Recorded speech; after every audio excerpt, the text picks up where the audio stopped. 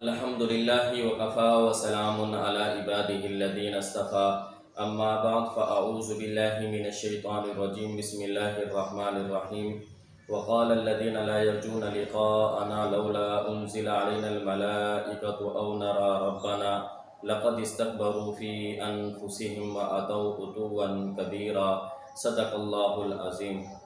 19ویں پارے کا آغاز منکرین کی طرف سے ایک مطالبہ یہ تھا کہ ہم اس وقت تک ایمان نہیں لائیں گے جب تک اللہ کو اور فرشتوں کو اپنی آنکھوں سے نہ دیکھ لیں۔ اللہ تعالیٰ نے جواب دیا، یوم یرون الملائکۃ لا بشریٰ، جس وقت یہ فرشتوں کو دیکھیں گے، یعنی جب ان کی روح قبض کرنے کے لیے آئیں گے، یا قیامت کے دن فرشتے جب ان کو جہنم میں لے جانے والے ہوں گے، لا بشریٰ، اس وقت ان کے لیے کوئی خوشی نہیں ہوگی۔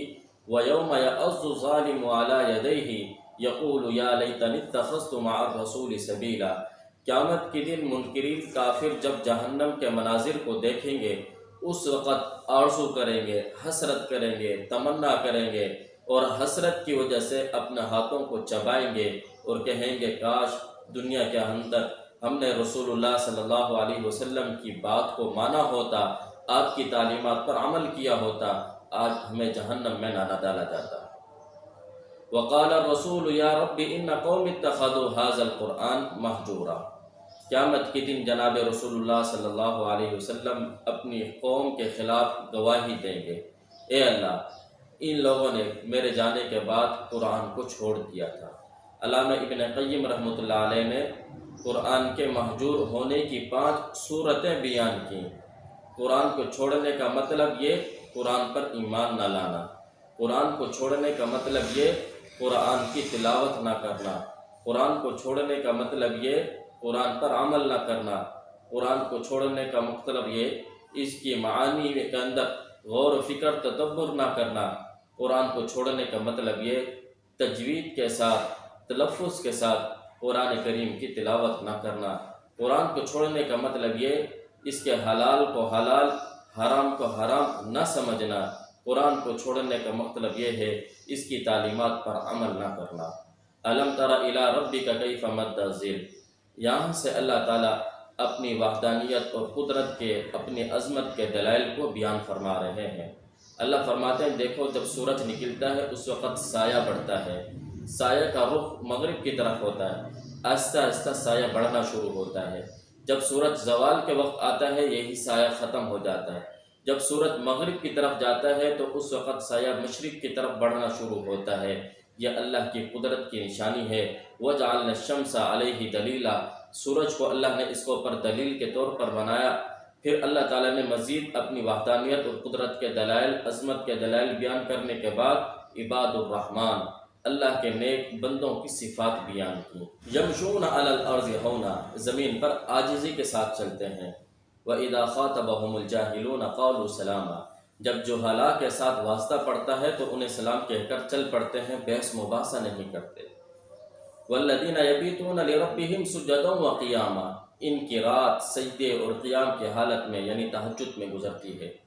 وَالَّذِينَ يَقُولُونَ رَبَّنَا اصْرِفْ عَنَّا عَذَابَ جَهَنَّمَ، دعا کرتے ہیں اللہ ہمیں جہنم کے عذاب سے بچا۔ وَالَّذِينَ إِذَا أَنفَقُوا لَمْ يُسْرِفُوا وَلَمْ يَقْتُرُوا وَكَانَ بَيْنَ ذَلِكَ قَوَامًا، جب خرچ کرتے ہیں تو میانہ روی اختیار کرتے ہیں، نہ فضول خرچی کرتے ہیں، نہ بخل کے ساتھ کام لیتے ہیں۔ لا يدعون مع اللہ، اللہ کے ساتھ کسی کو شریک نہیں ٹھہراتے۔ ولا يقتلون النفس التي حرم اللہ الا بالحق، کسی کو ناحق قتل نہیں کرتے۔ ولا يزنون، زنا نہیں کرتے۔ والذین لا يشهدون الزور، جھوٹی گواہی نہیں دیتے۔ وَإِذَا مَرُّوا بِاللَّغْوِ مَرُّوا كِرَامًا، جب کسی گناہ کی جگہ سے گزر ہوتا ہے تو وہاں کھڑے نہیں ہوتے۔ وَالَّذِينَ إِذَا ذُكِّرُوا بِآيَاتِ رَبِّهِمْ لَمْ يَخِرُّوا عَلَيْهَا صُمًّا وَعُمْيَانًا، دن رات اللہ کے ذکر، اللہ کے قرآن پاک کی تلاوت میں گزارتے ہیں۔ وَالَّذِينَ يَقُولُونَ رَبَّنَا هَبْ لَنَا مِنْ أَزْوَاجِنَا، پھر دعا کرتے ہیں اے اللہ ہمارے اہل و عیال کو ہمارے لیے آنکھوں کی ٹھنڈک بنا۔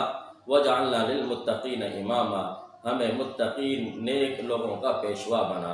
اولئک یجزون الغرفۃ بما صبروا ویلقون فیہا تحیۃ وسلاما، آگے اللہ تعالیٰ فرماتے ہیں ایسے نیک لوگوں کا مقام جنت کے اندر ان کو بالا خانے ملیں گے، ان کے لیے استقبال کیا جائے گا، ان کو دعائیں دی جائیں گی اور ہمیشہ ہمیشہ اس میں رہیں گے۔ سورۃ الشعراء موجودہ ترتیب کے اعتبار سے 26، نزول کے اعتبار سے 47، 227 آیات، 11 رکوع پر مشتمل ہے۔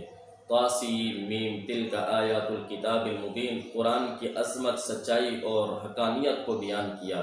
لعلک باخع نفسک الا یکونوا مؤمنین، حضور پاک صلی اللہ علیہ وسلم کے کڑھن کو بیان کیا جا رہا ہے۔ آپ کا درد، آپ کا غم، امت کے لیے احساس، آپ کی ہر وقت محنت یہی ہوتی، آپ کی کوشش یہی ہوتی، کسی طریقے سے یہ سارے کافر مسلمان ہو جائیں، کلمہ پڑھ کر سب کے سب جنت کے حقدار بن جائیں، جہنم سے اپنے آپ کو بچا لیں۔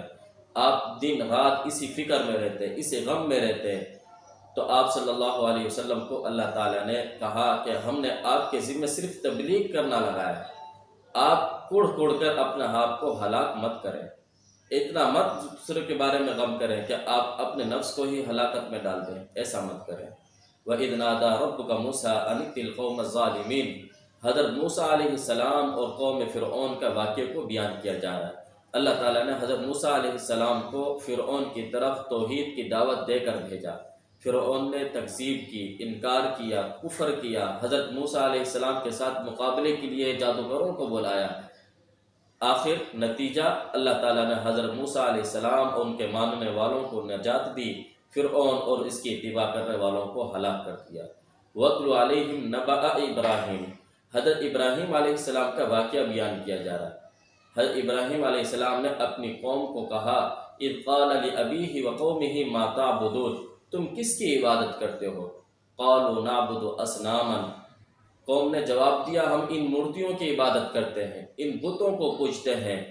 حضرت ابراہیم علیہ السلام نے توحیدانہ انداز کے اندر ان کو دعوت دی اور کہا کہ تم ان مورتیوں کو پوجتے ہو جو تمہاری باتوں کو سن نہیں سکتے، دیکھ نہیں سکتے، تمہیں نفع یا نقصان پہنچانے کے مالک نہیں ہیں، تم ان کی عبادت کیوں کرتے ہو؟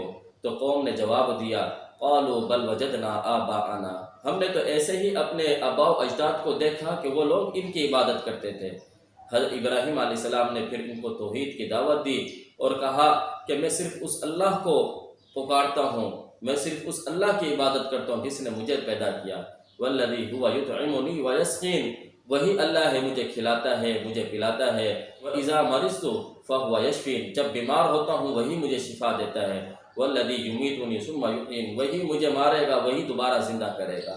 توحیدانہ دعوت دینے کے بعد اللہ تعالیٰ نے پھر مزید قوموں کے تذکرے کیے۔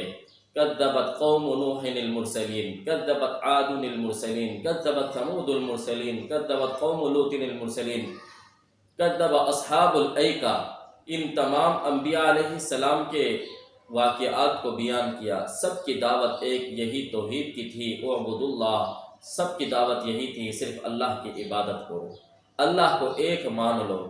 جن لوگوں نے انکار کیا اللہ نے ان سب کو ہلاک کر دیا۔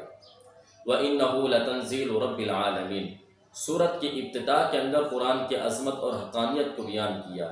مشرکین اور کفار کی طرف سے ایک اعتراض یہ تھا، یہ کہتے تھے کہ یہ جناب رسول اللہ صلی اللہ علیہ وسلم نے اپنی طرف سے گڑھ لیا ہے، یہ اللہ کا کلام نہیں ہے، اللہ نے اس کو نازل نہیں کیا۔ اللہ تعالیٰ جواب دے رہے ہیں، قرآن کا تعارف کروا رہے ہیں، وَإِنَّهُ لَتَنزِيلُ رَبِّ الْعَالَمِينَ، یہ تو رب العالمین کی طرف سے نازل شدہ ہے، اسے روح الامین لے کر اترے ہیں، علی قلبک، نبی پاک صلی اللہ علیہ وسلم کے دل پر لے کر اترے۔ سورۃ النمل موجودہ ترتیب کے اعتبار سے 27، نزول کے اعتبار سے 48، 93 آیات، 7 رکوع پر مشتمل ہے۔ نمل چونٹی کو کہتے ہیں، اس صورت میں آگے چونٹی کا واقعہ آ رہا ہے، اسی مناسبت سے اس کا نام سورۃ النمل رکھا گیا۔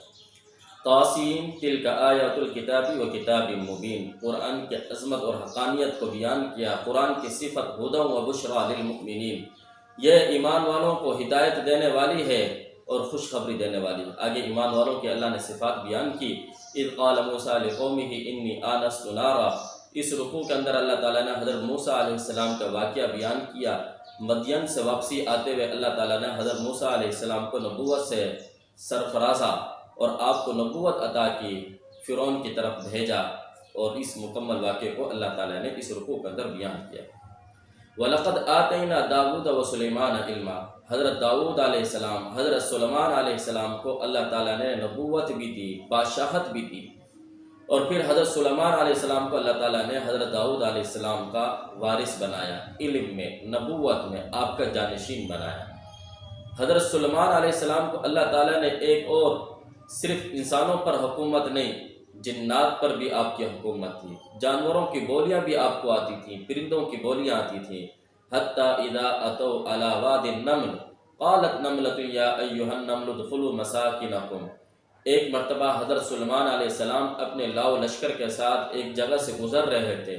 ایک چونٹی نے جب یہ دیکھا کہ حضرت سلیمان علیہ السلام اپنے لشکر کے ساتھ آ رہے ہیں، انہوں نے اپنی دوسری چونٹیوں کو کہا خیر خواہی کے طور پر، ساری کی ساری چونٹیوں جلدی سے جلدی اپنے بلوں میں داخل ہو جاؤ، حضرت سلیمان علیہ السلام اور ان کا لشکر آ رہا ہے، کئی بے خبری میں تمہیں روند نہ ڈالے۔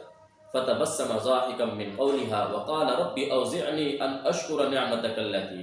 حضرت سلیمان علیہ السلام نے چونٹی کی اس آواز کو سنا، ہنسے، پھر اللہ کا شکر ادا کیا۔ وتفقد الطير فقال ما لي لا ارى الهدهد۔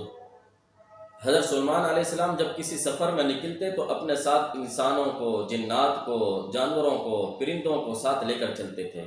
ایک مرتبہ حاضری لگائی، پتہ چلا ہدہد غائب ہے، موجود نہیں ہے۔ تو حضرت سلیمان علیہ السلام نے کہا اگر ہدہد نے کوئی معقول عذر پیش نہیں کیا تو اس کو سزا ملے گی۔ ہدہد کو جب پیش کیا گیا، اس نے کہا کہ حضرت میں نے ایک قوم دیکھی ہے جو اللہ کے علاوہ سورج کی عبادت کرتی ہے، اور وہ سارے اس کے حکمران، اس پر حکومت ایک عورت کر رہی ہے۔ حضرت سلیمان علیہ السلام نے کہا اگر تیری بات سچی ہے، اذهب بکتابی ھذا فالقیہ، یہ خط ہے، اس خط کو جا کر اس کے سامنے ڈال اور پھر دیکھ کہ وہ کیا جواب دیتی ہے۔ اس خط کا مضمون کیا تھا؟ انہ من سلیمان و انہ بسم اللہ الرحمن الرحیم اللہ تعالی علیہ واتونی مسلمین۔ یہ سلیمان علیہ السلام کی طرف سے خط ہے، اور اللہ کے نام سے شروع جو بڑا مہربان نہایت رحم کرنے والا ہے۔ سرکشی مت اختیار کرو، سب کے سب مسلمان ہو جاؤ۔ بلقیس کے پاس جب یہ خط گیا، بلقیس نے اپنے وزیروں کو، مشیروں کو بلایا، مشورہ کیا کیا کیا جائے، اور پھر وزیروں نے مشورہ یہ دیا اگر ارادہ ہے لڑائی کا، جنگ کا، تو ہم آپ کے ساتھ جنگ کرنے کے لیے تیار ہیں، اور اگر کوئی اور ارادہ ہے تو آپ کو اختیار دیتے ہیں۔ بلقیس نے کہا کہ پہلے ہم ان کی نبوت کو آزماتے ہیں، ان کے پاس مال ہدایہ پیش کرتے ہیں، اگر انہوں نے مال دولت کو، ہدیے کو قبول کیا، اس کا مطلب یہ دنیا کا بادشاہ ہے، یہ نبی نہیں ہے، نبوت کا اس نے دعویٰ کیا۔ اور اگر اس نے مال اور دولت اور ہدیے کو قبول نہیں کیا تو اس کا مطلب یہ ہے کہ یہ نبی ہے۔ حضرت سلیمان علیہ السلام کے پاس اس نے مال بھیجا، دولت بھیجی، حضرت سلیمان علیہ السلام نے وہ واپس کر دیا اور کہا کہ اب تیار ہو جاؤ، میں ایک ایسا لشکر لے کر آؤں گا جس کی حدود تمہیں معلوم نہیں ہوں گی۔